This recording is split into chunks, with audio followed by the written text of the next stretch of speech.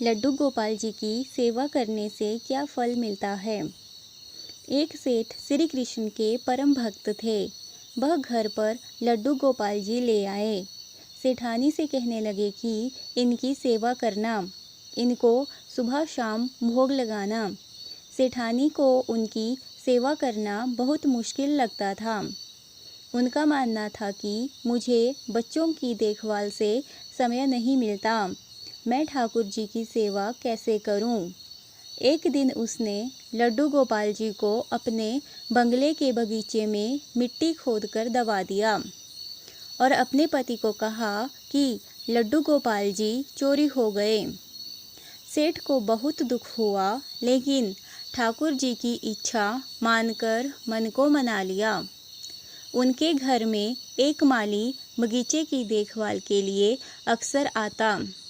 उसे बगीचे का वह भाग आकर्षित करता जहाँ सेठानी ने लड्डू गोपाल जी को दबाया था। एक दिन उसने उस भाग को खोदा तो उसे लड्डू गोपाल जी मिल गए। वह भागा भागा सेठानी जी के पास गया और उत्साहित होकर सेठानी को बताने लगा कि देखो, मुझे बगीचे में से लड्डू गोपाल जी मिले हैं। सेठानी ने उसे उसी समय नौकरी से निकाल दिया और कहा कि अपने लड्डू गोपाल जी को भी लेते जाओ। सेठानी ने आस पड़ोस के घरों में यह बात फैला दी कि यह माली चोर है, इसीलिए सभी ने उसे काम से निकाल दिया। सेठानी के मन में था कि कहीं माली बगीचे में से ठाकुर जी मिलने की बात उसके पति को ना बता दे, इसीलिए उसने यह सारा षड्यंत्र रचा। माली मायूस होकर घर चला गया और पत्नी को लड्डू गोपाल सौंपकर रोने लगा। पत्नी ने कहा कि रो क्यों रहे हो, यह तो अच्छी बात है कि आप लड्डू गोपाल को घर पर ले आए। माली ने सारी बात अपनी पत्नी को बताई कि कैसे लड्डू गोपाल के मिलते ही उसकी नौकरी चली गई। इसमें अच्छी क्या बात है। पत्नी ने पति को ढांढस बंधाया और कहा कि ईश्वर पर विश्वास रखो, इसमें भी उन्होंने कुछ अच्छा ही सोचकर रखा होगा। मालिन ने लड्डू गोपाल जी को साफ कर स्नान कराया और उन्हें घर के मंदिर में स्थापित कर भोग लगाया।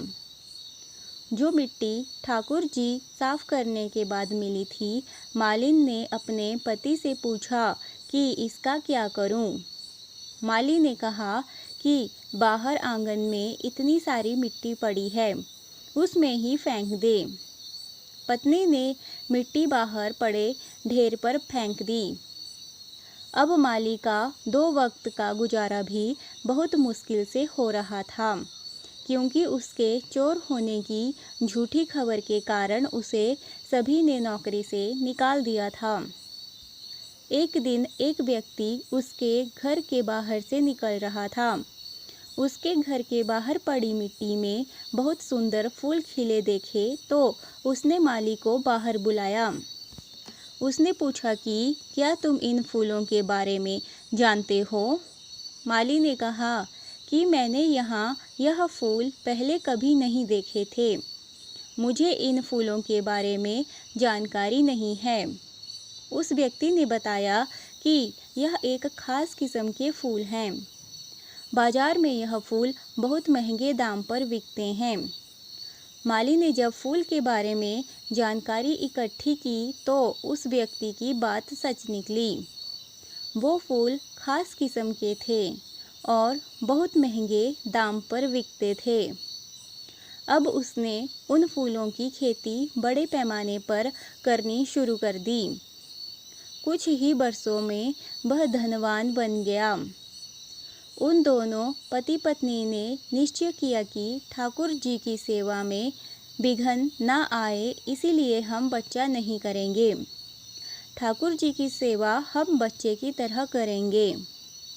एक दिन उस माली के घर एक भिखारिन भीख मांगने आई।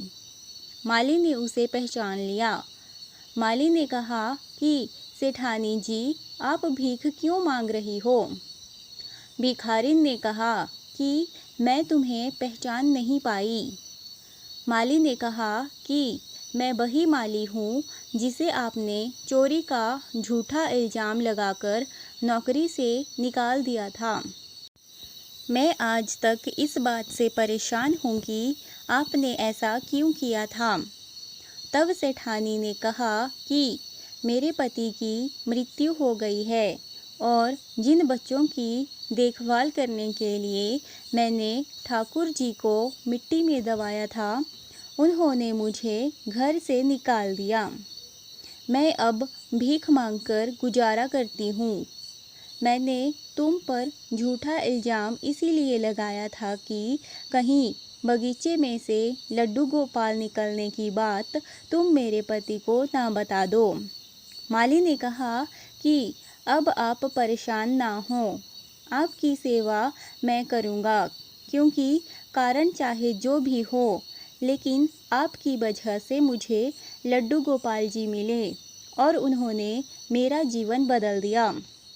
बोलो लड्डू गोपाल जी की जय। जय Shri Krishna.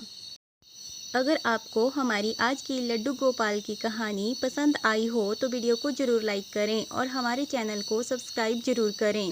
Thanks for watching. Radhe Radhe.